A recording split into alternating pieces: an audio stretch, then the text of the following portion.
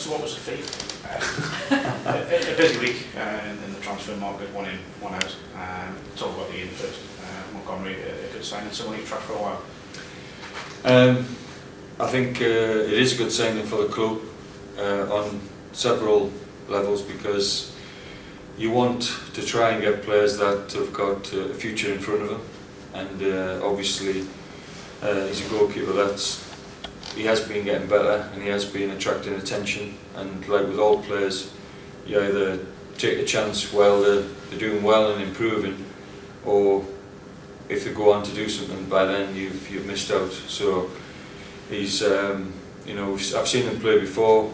When I was at Halifax, he was just starting to go for Telford, but then he's improved, and he's got in the England C squad, which is always good. And I just feel, because he's from the northeast as well, it was an opportunity for us to bring in another goalkeeper after we let Sam Johnson go back to Portville. And despite being relatively young for a goalkeeper, comes with a lot of experience as well.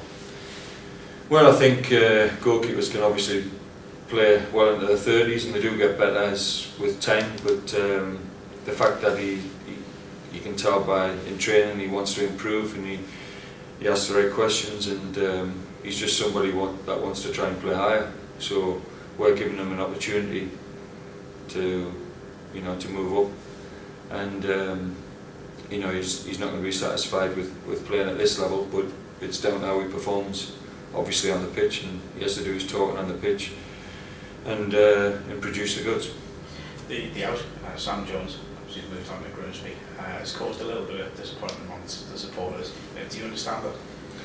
I think all supporters, and I've had this over my managerial career, all supporters want all the players to stay at the club, and if they've got good players, they don't want them to move.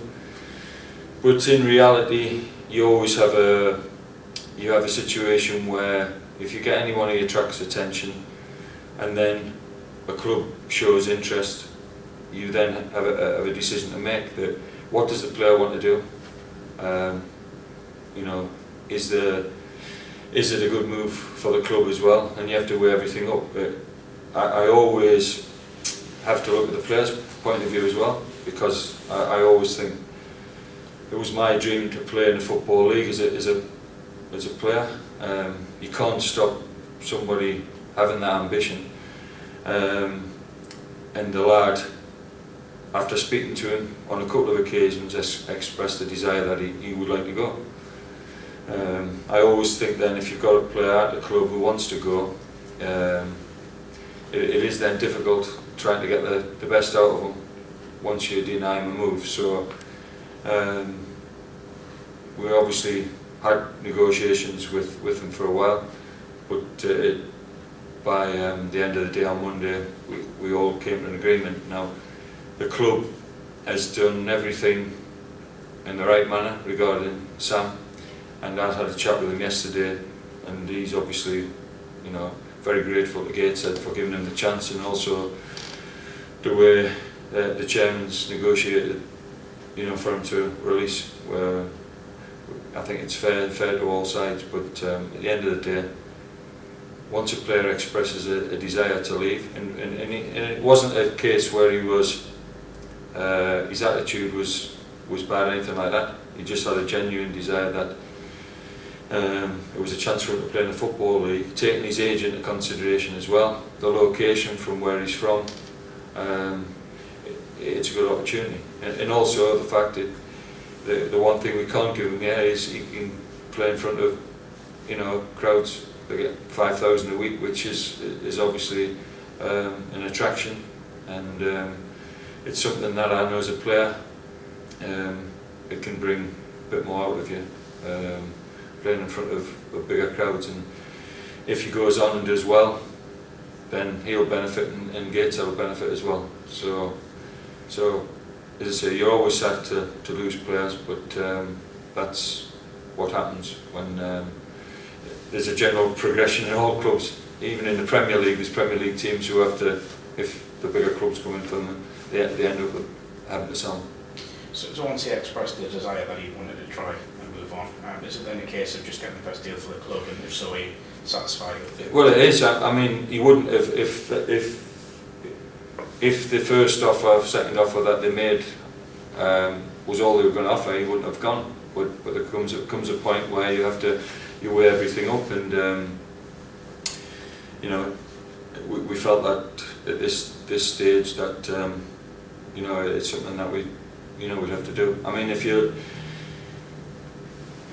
can look at it another way. We're due to play Southport on Saturday, and if we look at when we played Southport early in the season, then he was on the bench, and we were able to put out the same team virtually as we had on the second day of the season. So it's, you know, we have got players who can play, and it's not that we haven't been trying to bring in a replacement, and we'll still try and do that, because obviously the transfer deadline doesn't apply for us, and we've tried with several players this week who I think would have come in and done a good job, but for one reason or another they've either gone elsewhere or they've stayed where they're at. But the club is certainly backing me in the fact that they let me bring in other players, but there's no point bringing in somebody who's not going to improve the team, and I certainly don't want to be bringing in players that are just going to, you know, sit on the bench or in the stand. They've got to come in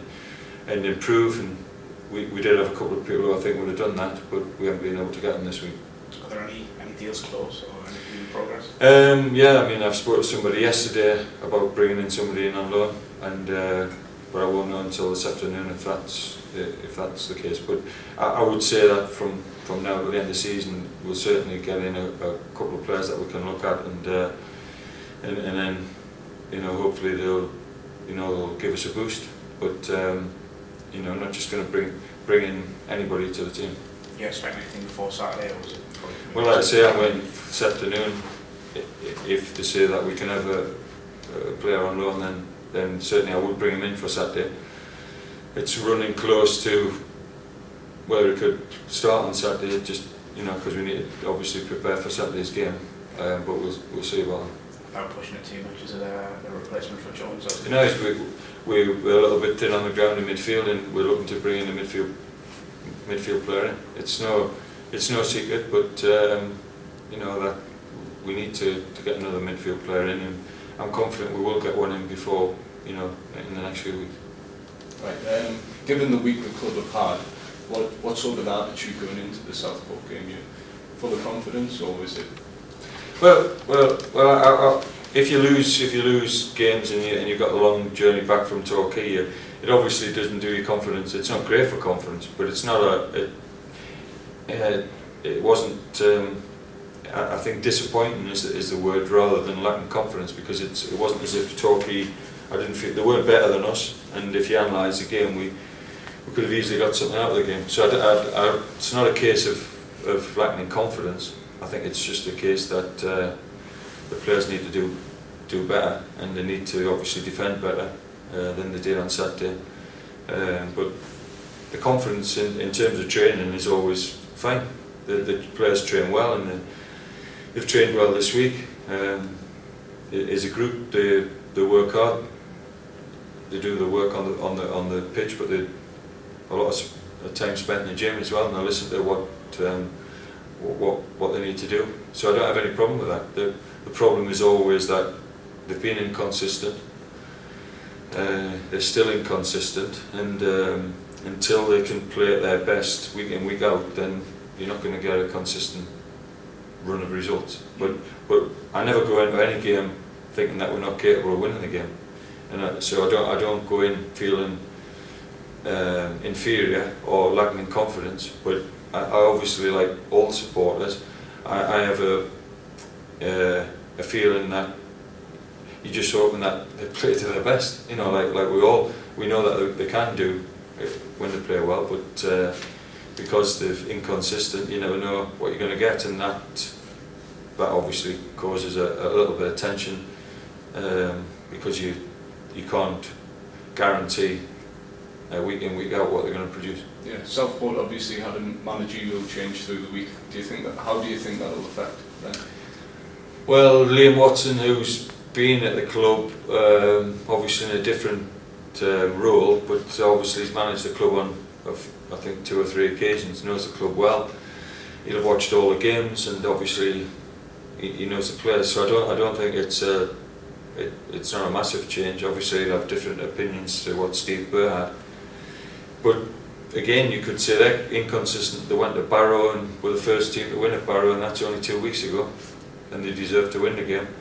And then they've had a couple of disappointing results. So again, they're capable of getting a result, but we have to make sure that we're ready for them and that we put in a good display.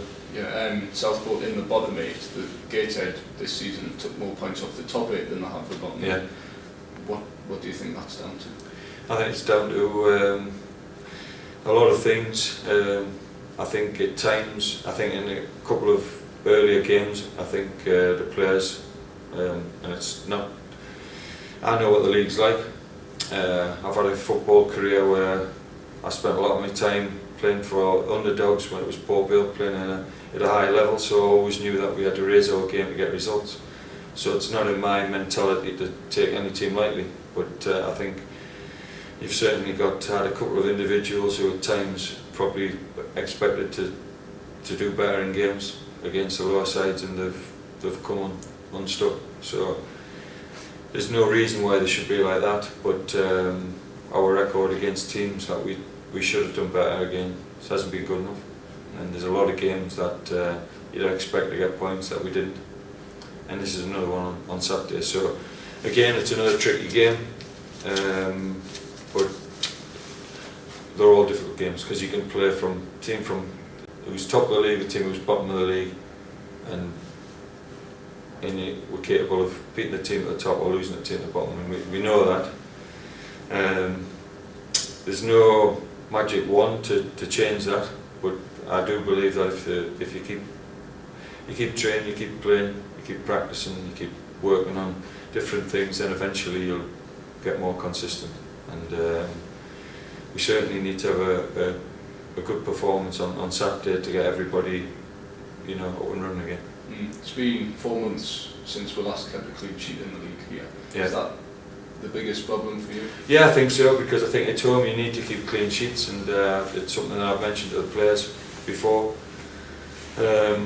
Regardless of what you're going to do, is in football, your home form, you've got to keep clean sheets, and they give you a foundation. I mean, you can, look how many more points you have with a few more clean sheets. They make a big difference, and I think if you become difficult to score against at home, you do breed confidence, and I think it gives you a platform that while you're sort of 0-0 or whatever, you feel like you can get the winning goal. But overall, we haven't been too bad in terms of the amount of goals, but yes, too many games where we haven't kept clean sheets. So I'd like over the remaining games to keep more clean sheets at home, but we're going to be faced with some tough games. We've still got some big teams to play at home, and they're going to test us. So I think it's time for the players at the back to get their fingers out, and they need to produce some clean sheets.